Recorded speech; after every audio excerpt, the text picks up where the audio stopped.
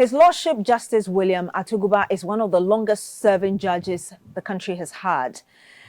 He was twice an acting Chief Justice in 2016 and in 2017 during the period of the now retired former Chief Justice of the country, Her Ladyship Theodora Georgina Wood.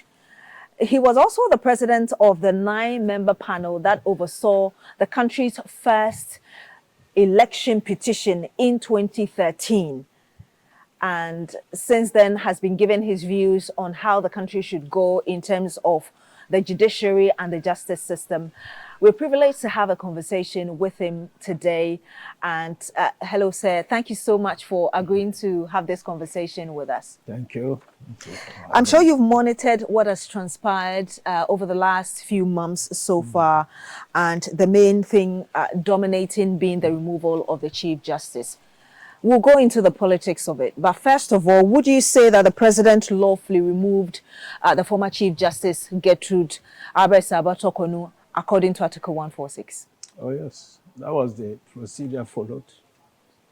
That was the procedure followed to effect her removal, or ending, culminating in her removal.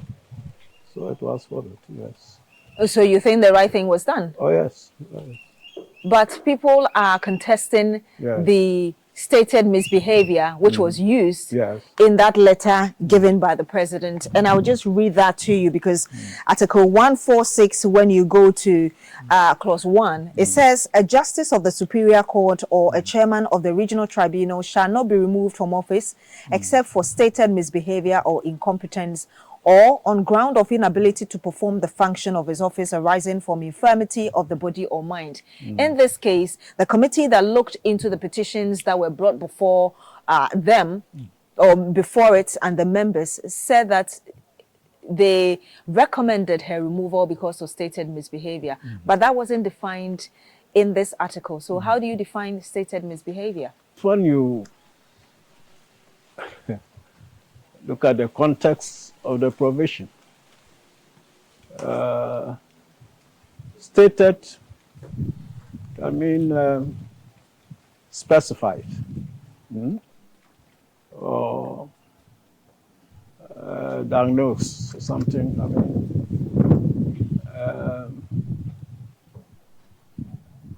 but the thing is, although it is not defined, but stated misbehavior is in the Constitution.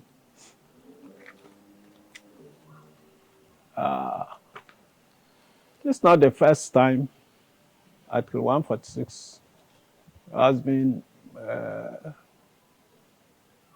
affected. There were 2 instances. One lady was chairperson of Shraj. Loretta Lamte. Yes. We'll go into that. But I just want you to explain in your own view what stated misbehavior is. Well, stated misbehavior really doesn't depend on what I will conceive it to be, but what we as a society looking at, the charges, if I may so put it, the allegations, leveled against her, could mean. I mean, it's what would the ordinary man say, looking at those charges? Misbehavior, I mean, it's not different from misconduct. Misbehavior, that means unacceptable behavior, incorrect behavior, conduct that will not meet the approbation of ordinary, fair-minded people. Is that no more of a moral argument? Well, how do you exclude morality from misbehavior? It's a large expression. It can encompass, but it's difficult to exclude morality from it. If a Chief Justice, like using those words, will go and rape a lady, is that not a moral matter? A former Chief Justice Sofa Akufo thinks that the stated misbehavior as used by the committee to recommend her dismissal were not strong enough. Well, I have to know the grounds first. I have not seen the grounds. So there've been concerns about her going on trips and paying her family members per diem and spending state resources when she wasn't supposed to or she wasn't entitled to. And so based on the petitions that were presented to the committee, they felt that those were strong enough to cause or recommend her dismissal, but the former Chief Justice doesn't think so. Were they the only grounds? And even if they were, let us, is it because the Chief Justice is involved? If somebody misappropriates or misapplies public funds, I mean, it's even an offense, misapplication of public funds, causing financial loss. People are prosecuted and jailed on such things. And are we saying that is proper conduct? If public officers, if they misapply public funds and they are prosecuted, are we saying that is improper? It's even criminalized, you know? So I don't know. Charlotte Osei, I think, was removed solely on financial breaches. It wasn't, if I recollect well, conduct wasn't really connected with electoral processes. They were all financial matters. She was removed. Do I hear you say that the reasons the committee gave to recommend the removal of the Chief Justice were strong enough for the president to act on it? As I said, I don't know all of them, but you have mentioned these financial matters. And I don't know, well, from social media, the amounts cannot be said to be trivial. If they were trivial, then of course, I mean, you don't need to be high-handed. But if they are substantial, I'm saying that simply because somebody is a Chief Justice, you are entitled to, you know, misapply public funds and go free. Who are to set the best example? See, our constitution is based on transparency, accountability, probity. They are there. And who are to enforce these values? The courts.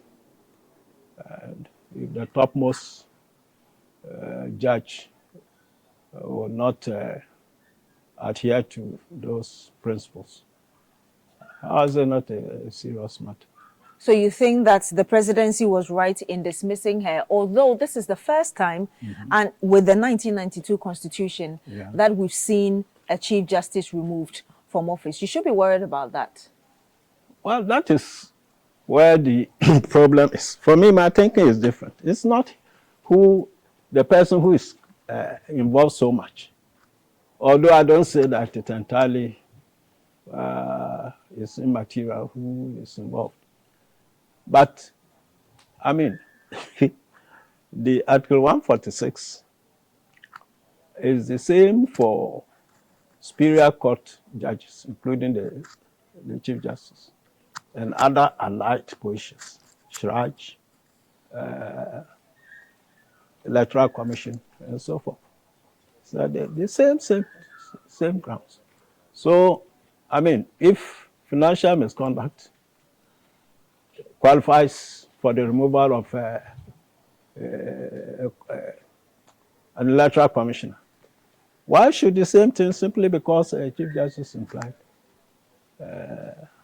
be taken as trivial?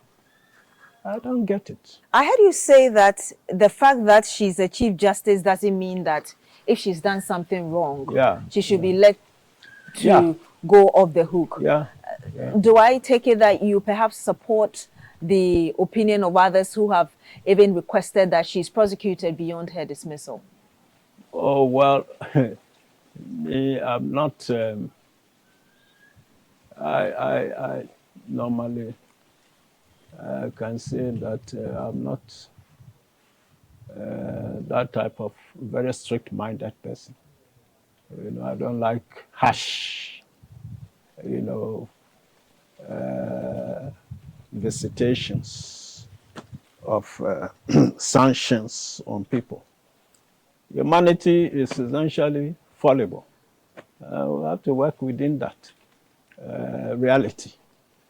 So if it is trivial, you don't, you know, make it grave to the extent of removal. But if it's not trivial, I mean, what's the alternative? If it's not trivial, is this a serious matter? If it's a serious matter, why should it be treated non-seriously? Okay, so she's been dismissed. Yes. And per what you're saying, this is a serious matter that deserved her dismissal. Yeah, if the figures were not trivial, you've heard me. Yes. Yes.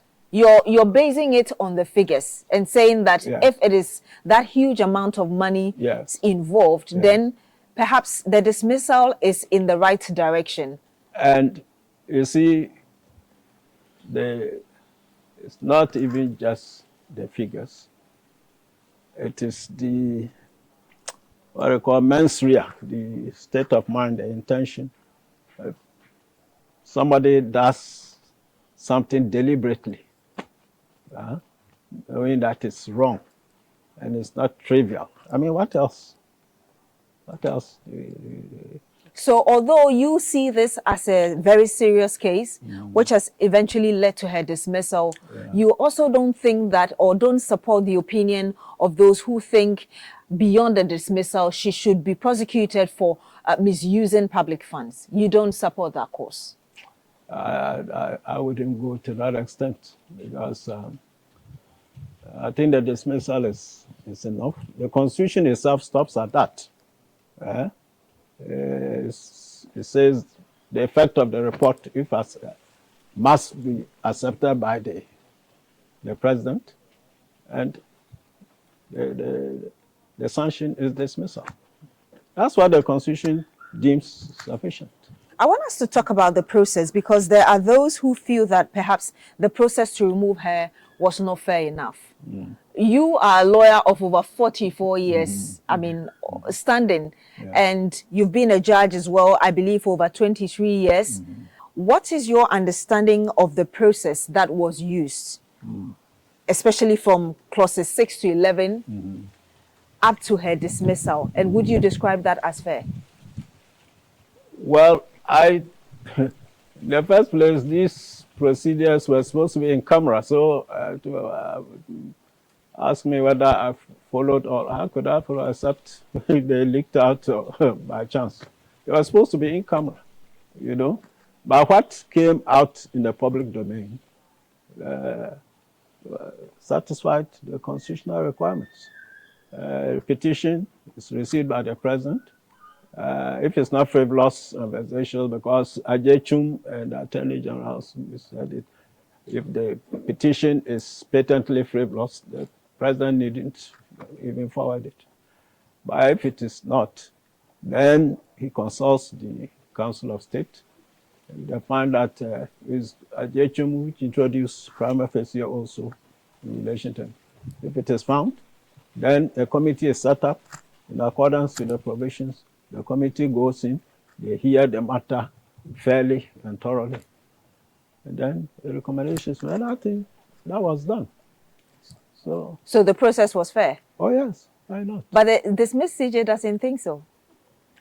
Do you expect her to think so? She during a press conference, complained about being denied the presence of her family, searches and what she called mental torture, even in a supplementary affidavit. I'll just read a bit of that to you. She said, a complete desecration of my basic constitutional right to a fair trial, violation of my dignity and subjection to inhuman and degrading treatment, a kind not meted out even to accused persons on trial for treason and other offenses against the state.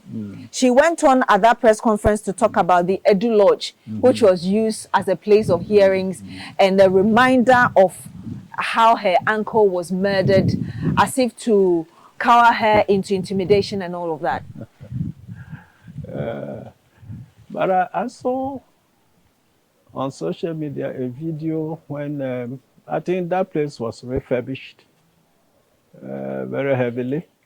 And the then president praised its quality and everything.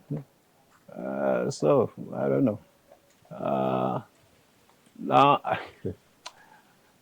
I say that if in a certain court, let's say it was being tried, or this investigation was in open court, and a member of her family was tried in that court and probably sentenced to death or imprisonment. Therefore, that forum shouldn't be used.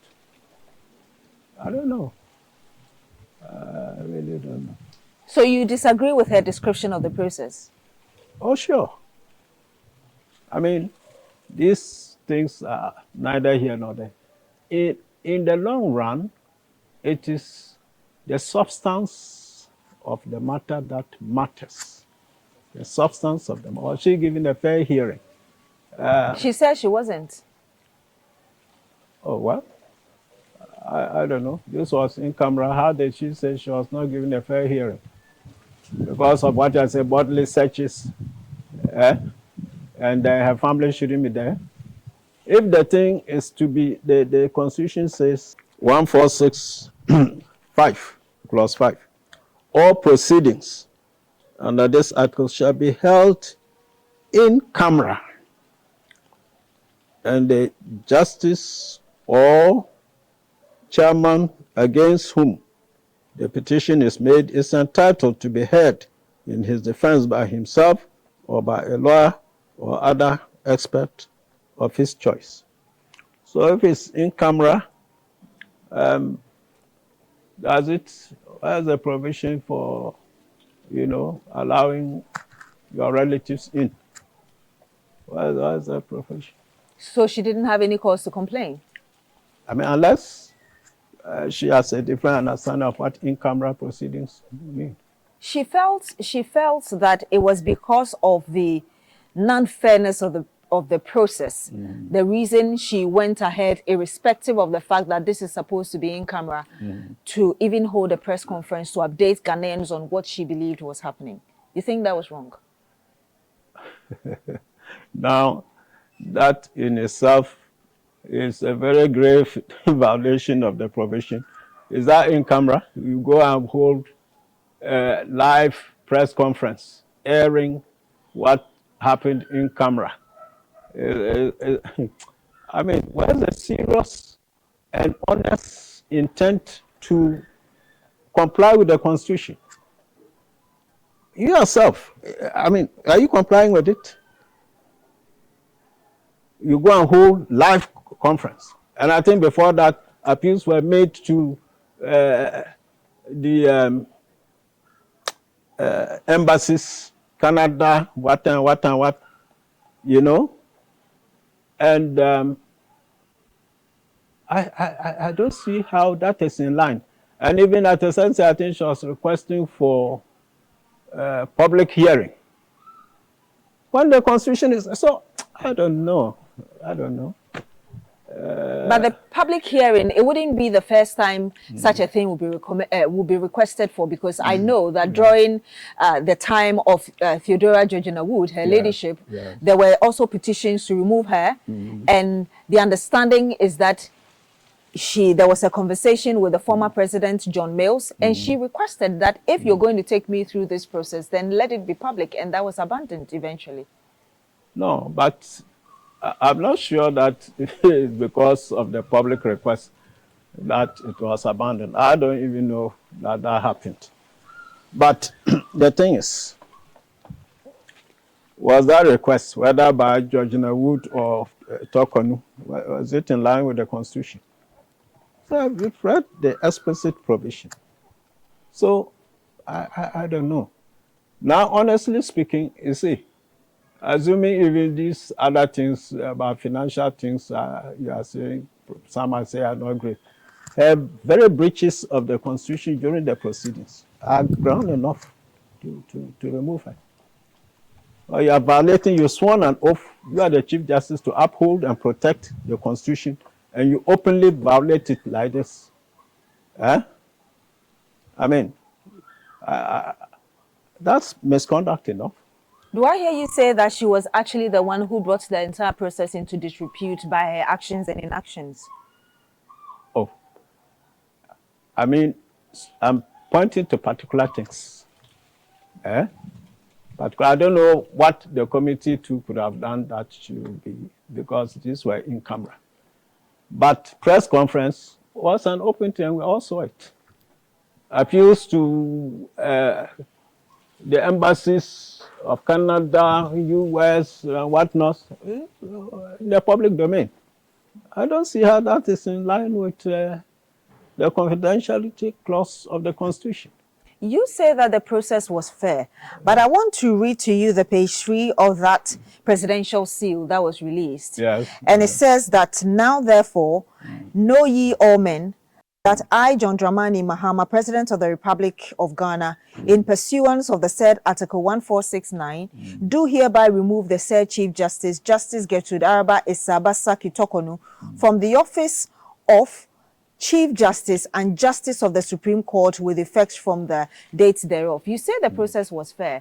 Is it fair to remove somebody who is being investigated as Chief Justice, not just as Chief Justice, but also as a judge of the or a Justice of the Supreme Court? The moment you become Chief Justice, you don't hold two offices, one as Chief Justice and one as Justice of the Supreme Court. Let me read the composition of the Supreme Court to you. 128 clause 1. The Supreme Court shall consist of the Chief Justice and not less than 9 other justices of the Supreme Court.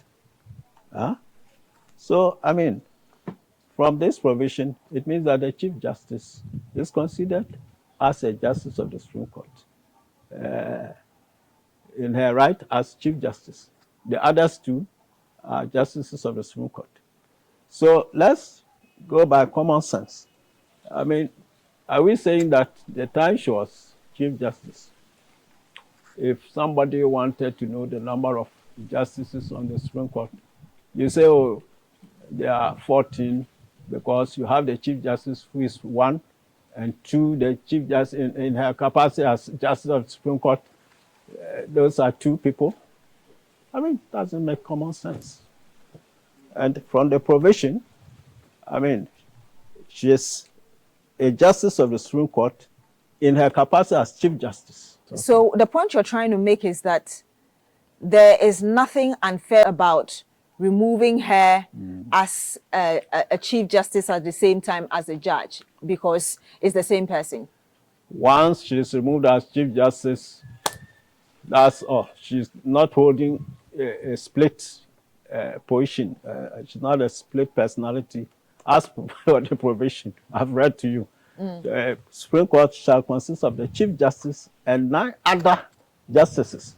So she's a Chief Justice. She's a Justice of the Supreme Court in her right, in her position as Chief Justice, and then 9 others. So, I mean, once you are removed as Chief Justice, that is it. Does it mean that all her records as a judge have been wiped with this dismissal?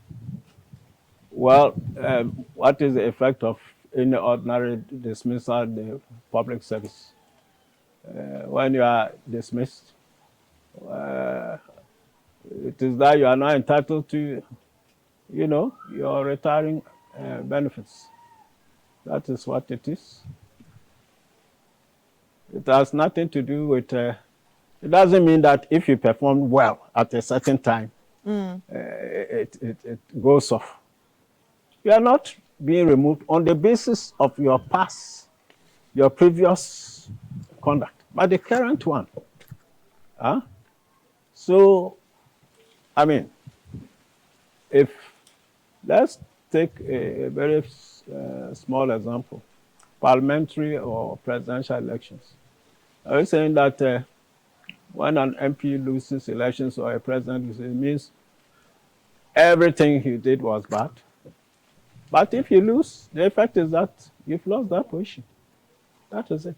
There are those who feel that Article 146 in itself perhaps has an issue and needs to be looked at. And those people who share such opinion include the former CJ as well, Sofa Akufo, who even cited the Ejechum case as an example and felt that this whole process that we've taken the current CJ or the dismissed CJ through was very unnecessary. And Article 146 is a problem. Well, I've been seeing reasons, I mean, the grounds for particularizing the imperfection or the the defects of Article 146. If I know grounds. Now, but the interesting thing is, if you look at 146, it's even better than the appointing process. The appointing process is even more political than the removal process. More political.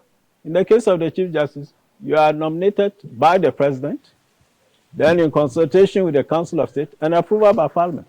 Judicial Council is out of the way. And are we saying that that is a non-political process of appointment?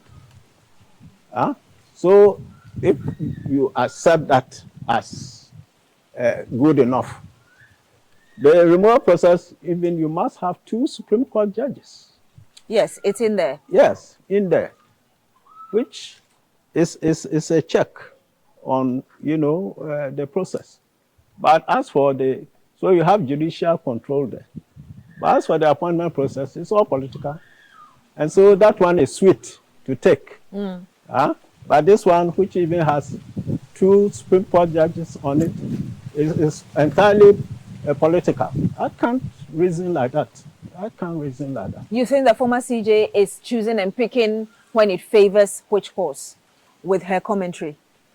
Well, she may not have done that consciously because, I mean, what I'm saying, nobody confronted her with that issue. So I don't know how she would have, explained that portion. So, but what I'm saying is that, let us, because this 146 is the same for all Superior Court judges, from High Court to Court of Appeal to Supreme Court. And then Shiraj. Loretta Lante. Yeah, and then Charlotte Osei. Yes, it's the same thing. It's the same thing. And even in their case, the serious defect there is that any Superior Court judge can sit on the case, not necessarily Supreme Court or Court of Appeal. So, my lord, if you're saying, and indeed people do know that this process was used to remove justices of the court. Yes. I mean, even following the Anas expose, the dairy issue, that's right. And you've just mentioned the Charlotte Osei and others. So these are known. You think people are having more of political and emotional arguments rather than sticking to the Constitution? I cannot say that for sure, but I'm saying that I don't know what moves people to take positions this way or that. But as far as I can see, this same process has been applied, as you said, Charlotte Osei, Shraj, Boss, and several High Court judges. And even in their case, if Supreme Court judges were put there, it was just by the discretion of, the Chief Justice. But that article doesn't require the panel to be composed of Supreme Court judges, 2 or so. It can be They can all be High Court judges. So if a Supreme Court judge is to be removed, High Court judges can even be the two to come from the judiciary to be part of the committee. I know currently the Constitutional Review Committee is working, yes. Led by Professor H. Kwesi Prempeh. Yes. Is there anything on Article 146 that, from hindsight and moving forward, you believe could be looked at? Well, not just 146, but 125 also. The appointing process and the removal process should be refined. Appointment process, you want the judiciary to be independent of the executive. And then you let the president be the person who can nominate, in fact, nominate the Chief Justice. And then if it's approved by Council of State, then Parliament, that is it. These are all can be regarded as political institutions. I mean, how do you achieve a process of an independent institution through an appointment process that is, hedged in by political hands? The two can stand together, And the removal process, I don't know why they will bring a majority of laymen, over, because they can overrule the two Supreme Court judges on it. And that is it. The person can be removed. So I think there's some problem there. This should be highly judicial, In fact, whether it's a Supreme Court judge, it's a Shiraj, whatnot, they ought to put Supreme Court judges. So knowing that... The most senior. Admitting that moving forward, we need to do something about it because we have a lot of laymen on the committee that looks into the removal or otherwise of the CJ. Would you then agree with those who are saying that we've taken this thing quite too far? Because there are already flaws with this. You can say that of every legal system. It doesn't mean that legal systems are constantly refined. Constitutions are amended sometimes, but for the time being, because it is the law in place, it has legitimacy. Unless it's amended. And until recently, I haven't heard all this furore about Article 146 as it has been applied, Shraj, EC, High Court judges, the same thing. Now you have to know that the process for removing the Chief Justice or any Superior Court judge is not different. The grounds are the same. They are the same, but the Chief Justice has the enhanced privilege of having two Supreme Court judges on it, which the others don't have. You see? I want us to talk about the decision of the former CJ to talk about this. Yes. She is a member of the Council of State. Yes. And when you read Article 89, yes. precisely clause 4, it says a member of the Council of State shall, at the first meeting of the Council which he attends, take and subscribe to the oath of secrecy and the oath of a member of the Council of State set out in the second schedule to this Constitution. Yes. The argument is that as a sitting member of the Council of State, yes. she didn't have to come out to tell us about what transpired within the meeting. Well, as you've read, that is it. That is it. Oath of secrecy is there. So, but,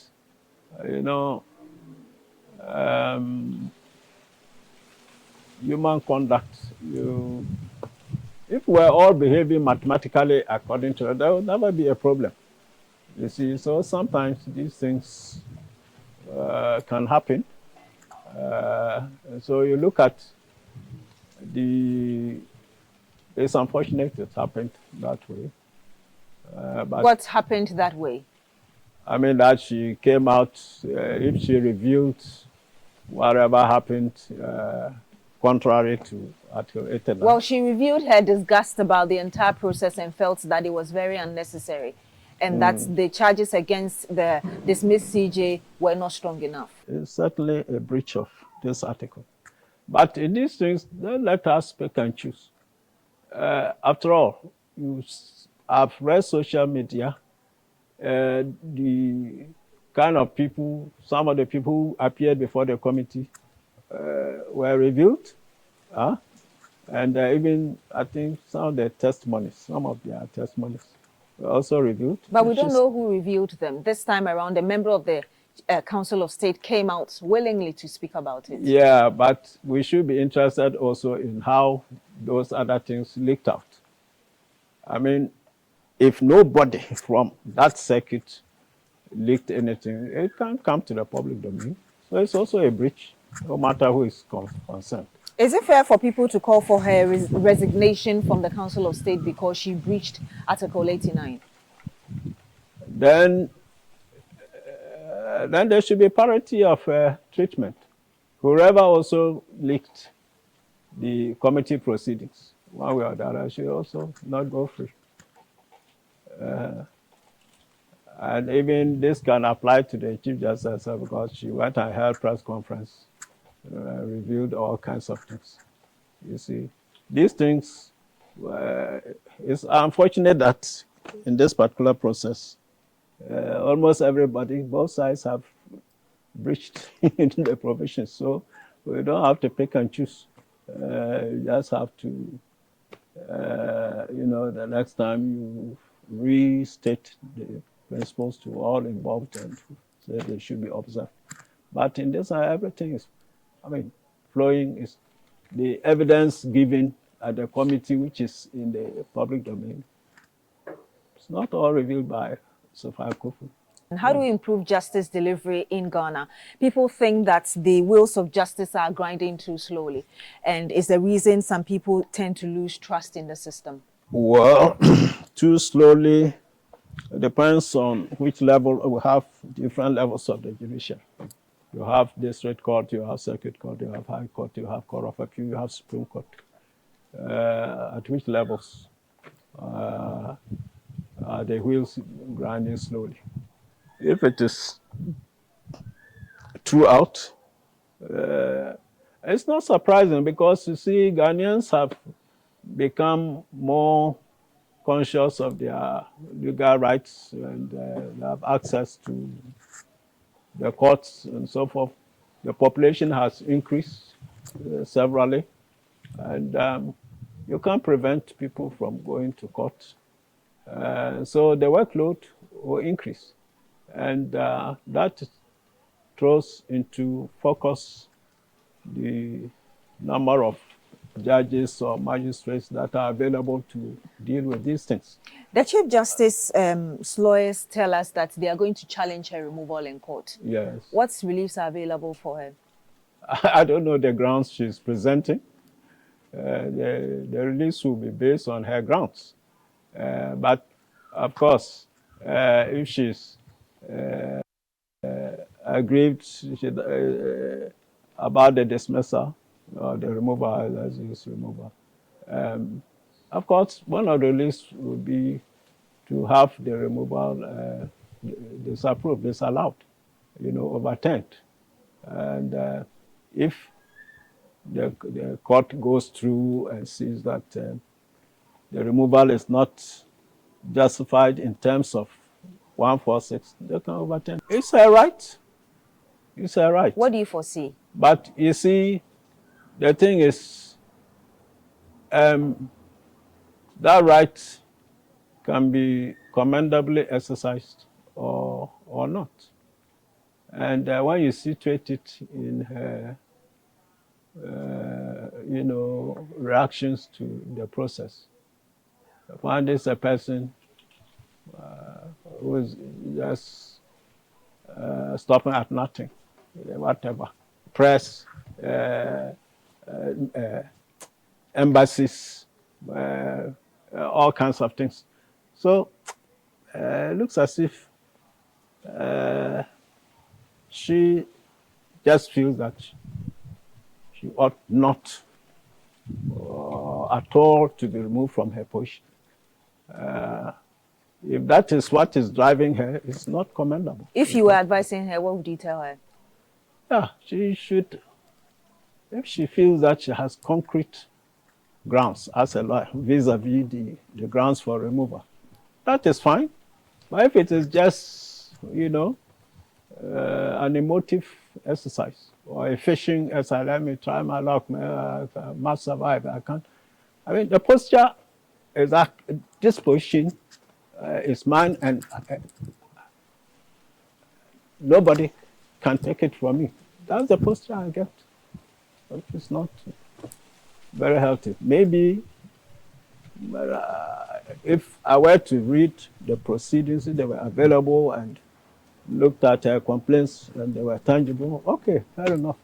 But the posture is like somebody who is just trying all means to cling on to the position. So what do you foresee? That's my final question. What do I foresee? Yes. In terms of? In terms of the process, so I'm asking you two questions in one. In terms of the process, the CJ has decided to embark on. Her lawyers telling us that she's going to contest this case in court, and the implications this very case has had on our democracy and constitution. Yes. Or even the image of the judiciary. Yes. Well, I've got to be careful because contempt of court is a very wide principle. Even it includes things said that can prejudice proceedings once you know that court proceedings are contemplated, not necessarily even initiated. It's as wide as that. But what I will say is that from what I have seen, the process seems to be complied with. And unless there's evidence to show serious breaches of it, I don't see how this decision is contrary to the Constitution. Because honestly speaking, the provision for removal was not put there to be idle. And in fact, if conditions arise requiring removal and it is not done, it's contrary to the Constitution. Because the Constitution does not only provide for appointment, it also provides for removal. These two go together. So the implications on the judiciary and our democracy, which is the other part of the question I asked. Unhealthy removal, if it is seen that the removal is just not warranted, is high-handed or improper, of course, it will not have a good effect. But if the grounds are sound, it's very praiseworthy. We should commend the president for, and even the petitioners for doing it, because they are defending the Constitution. Your final word, sir. If, it turns out that this removal is sound, I think it's a very praiseworthy action. It's unfortunate that very high officer of state should be removed at all. Stability is important for democracy. But when democracy is poisoned, is subverted, you can use the law, you can abuse the law. And if that is clearly established, very commendable that action of removal is undertaken and implemented. My Lord, thank you so much. I thank you for giving me the opportunity to air my views on a very important state matter like this, constitutional matter. So that was our conversation with former Supreme Court judge, the man who also acted as a CJ twice during his career. He's retired now. His Lordship Justice William Atuguba. My name is Beatrice Edu. Thank you so much for joining us today. Join us again next time.